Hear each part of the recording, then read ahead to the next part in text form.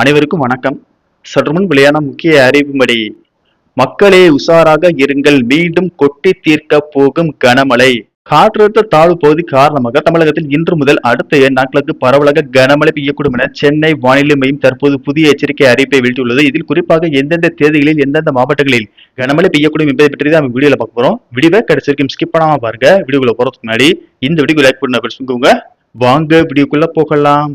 தென் தமிழகம் மற்றும் கர்நாடகா வழியாக ஒரு காற்றழுத்த தாழ்வு பாதை நிலவுகிறது. இதன் காரணமாக தமிழகத்தில் இன்று முதல் அடுத்த 7 நாட்களுக்கு பரவலாக மழை பெய்யக்கூடும் என்றும், அதன்படி இன்று தமிழ்நாடு, புதுவை மற்றும் காரைக்கால் பகுதிகளில் ஓரிரு இடங்களில் இடி மின்னலுடன் கூடிய லேசானது முதல் மிதமான மழை பெய்யக்கூடும்.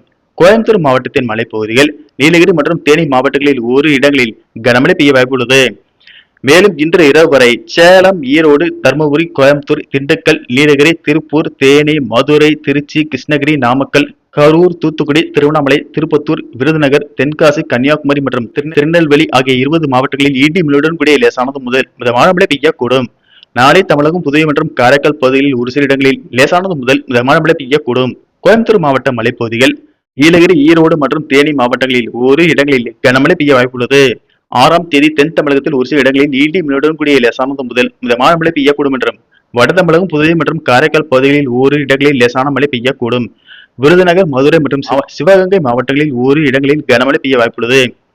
7ஆம் தேதி தமிழக கடலோர மாவட்டங்கள், மேற்கு தொடர்ச்சி மலை மாவட்டங்கள் மற்றும் புதுவை மற்றும் காரைக்கால் பகுதிகளில் ஓரிரு இடங்களில் இடி மின்னலுடன் கூடிய லேசானது முதல் மிதமான மழை பெய்யக்கூடும். 8ஆம் தேதி தமிழகம், புதுவை மற்றும் காரைக்கால் பகுதிகளில் ஓரிரு இடங்களில் இடி மின்னலுடன் கூடிய லேசானது முதல் மிதமான மழை பெய்யக்கூடும். 9 மற்றும் 10ஆம் தேதிகளில் தமிழகம், புதுவை மற்றும் காரைக்கால் பகுதிகளில் ஓரிரு இடங்களில் லேசான மழை பெய்யக்கூடும். மேலும் இன்று முதல் 7ஆம் தேதி வரை வட தமிழகம், புதுவை மற்றும் காரைக்கால் பகுதிகளில் அதிகபட்ச வெப்பநிலை 2 முதல் 3 டிகிரி செல்சியஸ் வரை படிப்படியாக உயரக்கூடும்.